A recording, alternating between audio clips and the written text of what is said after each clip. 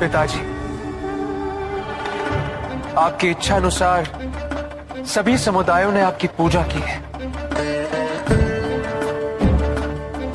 वे सभी आपका निर्णय जानने के लिए अत्यंत उत्सुक हैं। मुझे सभी भक्तों की पूजा विधि स्वीकार्य है, किंतु कोई विधि किसी से श्रेष्ठ नहीं, किसी की भी भक्ति किसी से श्रेष्ठ नहीं।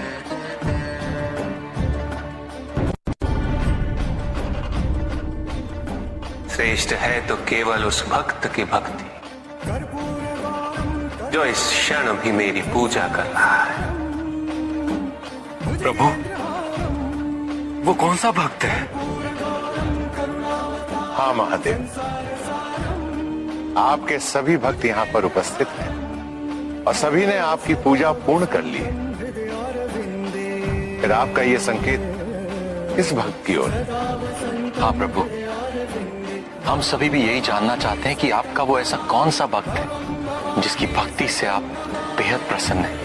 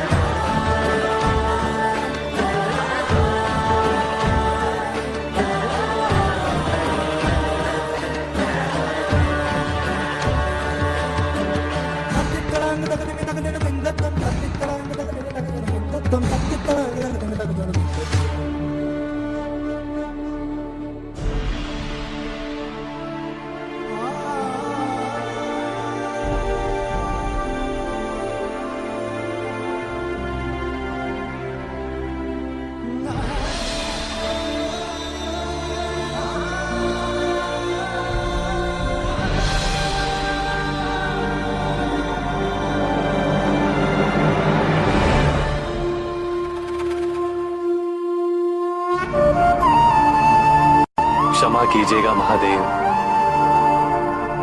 आपकी पूजा आरंभ ही करने वाला था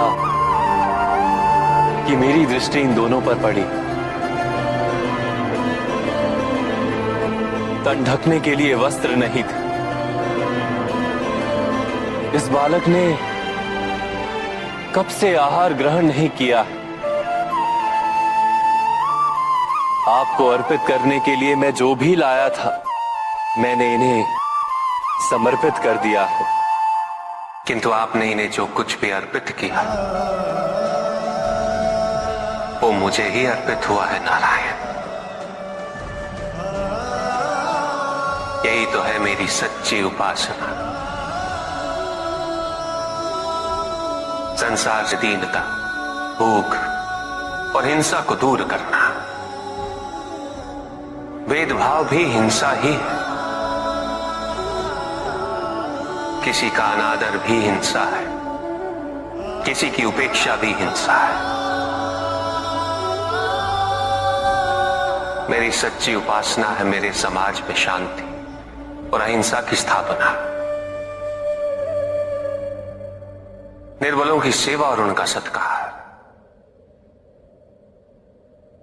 नारायण, आपने मेरे सभी भक्तों के लिए मेरी पूजा की सर्वोत्तम विधि प्रस्तुत कर दी है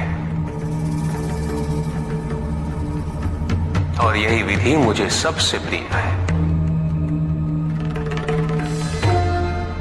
दुग्ध अर्पित करना।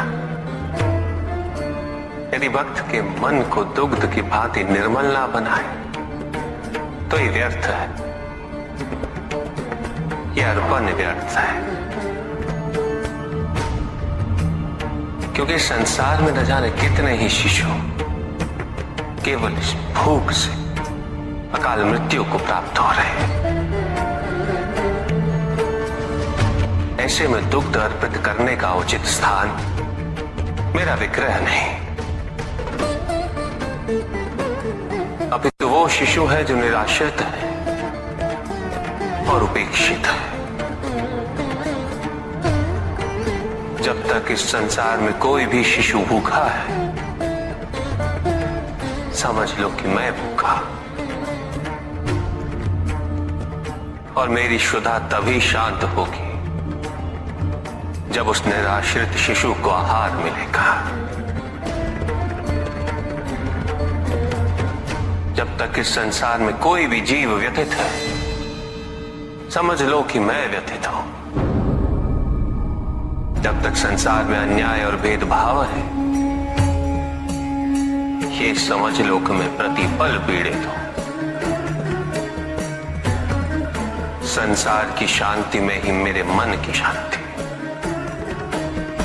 पंच महाभूतों का महाभाग है जल। जल द्वारा मेरे अभिषेक से जीवनदायी जल की अवमानना नहीं होती है। क्या ये जल का सर्वोत्तम उपयोग है? क्या श्रद्धा और विश्वास को प्रकट करने के लिए जल का अर्पण पर्याप्त है? क्या निर्जल पूजा करने से मैं मन की भावनाओं को महत्व नहीं दूंगा? जल आत्मा की संजीवनी है। असंख्य मनुष्य व जीव जंतु जल के अभाव में जीवित रहने के लिए विवश रहते हैं। न जाने कितने व्यक्ति जल की एक बूंद के लिए तिरछित रहते हैं। ऐसे में जब नदी की भांति जल मुझ पर अर्पित किया जाए, मुझे पीड़ा होती है। जल शरीर का संचालक है। यदि मेरे भक्त इसे जीवन सुरक्षा हेतु अर्पित करेंगे, मैं तब भी मदद हो उठूंगा। बेलपत्र मुझे अति प्रिय है। ये मेरा संताप हरते हैं। धतूरा मुझे प्रिय है। ये मुझे शांति देता है। किंतु यदि संसार शांति का युद्ध क्षेत्र बना रहेगा, मेरे स्वजनों के बीच सदैव महायुद्ध छिड़ा रहेगा, तो मात्र धतूरा और बेलपत्र अर्पित करने से मेरे मन को शांति कैसे मिल जाएगी?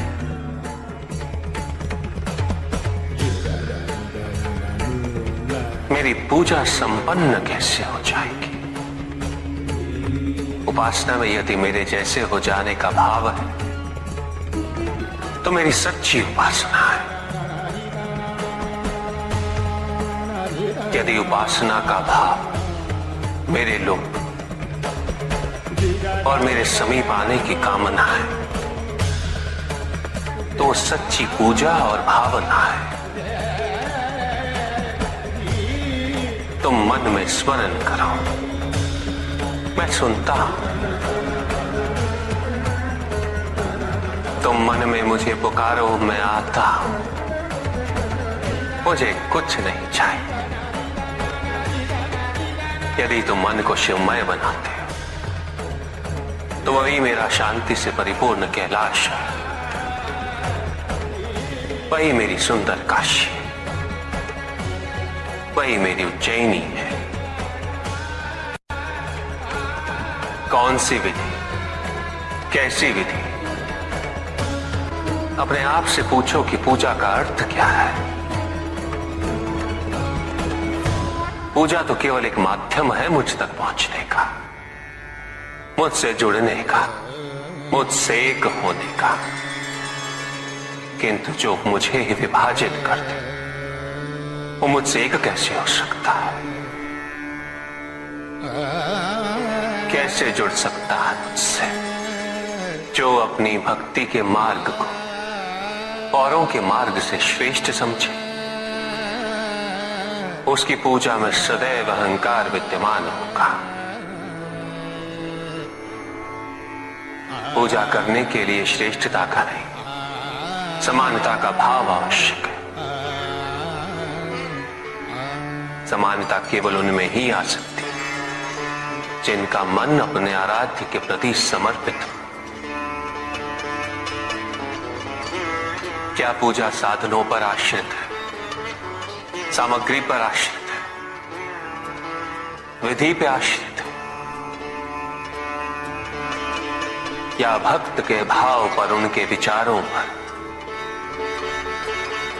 यदि पूजा करते समय व्यक्ति को यह स्मरण रहे कि वो कितनी श्रद्धा, कितने समर्पण और कितनी भव्यता से पूजा कर रहा है, तो वो पूजा नहीं। जिस व्यक्ति के मन में ये विचार हो कि उसके पास पूजा के पर्याप्त साधन नहीं, तो पूजा उसकी भी सच्ची नहीं होती। पूजा तो केवल वही सच्ची है जब भक्त के मन में आराध्य के अतिरिक्त कोई विचार ना हो, कोई संकोच ना हो। भक्त को यह अनुभूति हो कि वो अपने आराध्य से पृथक नहीं, उसके आराध्य उससे पृथक नहीं। और जो भक्त ऐसा सोचेगा वो भक्ति के अन्य मार्गों का भी सम्मान करेगा। स्मरण रहे, मुझे पाने के लिए किसी और व्यक्ति को माध्यम बनाने की आवश्यकता नहीं, क्योंकि भक्त मुझे अपने मन की पवित्रता से प्राप्त कर सकता है। यदि भक्त का मन ही निश्चल नहीं, तो किसी और के माध्यम हो जाने से वो कैसे संभव हो जाएगा? और यदि मन पवित्र है, तो फिर माध्यम की आवश्यकता ही क्यों? मेरी प्रार्थना करने के लिए प्रेम पूर्ण हृदय चाहिए, ऐसा हृदय जो जीवन के प्रत्येक क्षण प्रेम पूर्ण रहे। और यह तभी संभव है जब व्यक्ति सबसे पहले अपने आप से प्रेम करना सीखे, अपने आप से जुड़ना सीखे। जब तक व्यक्ति को अपने मन में विद्यमान दिव्यता की पहचान नहीं होती, वो दूसरों में भी उस दिव्यता को नहीं देख सकता।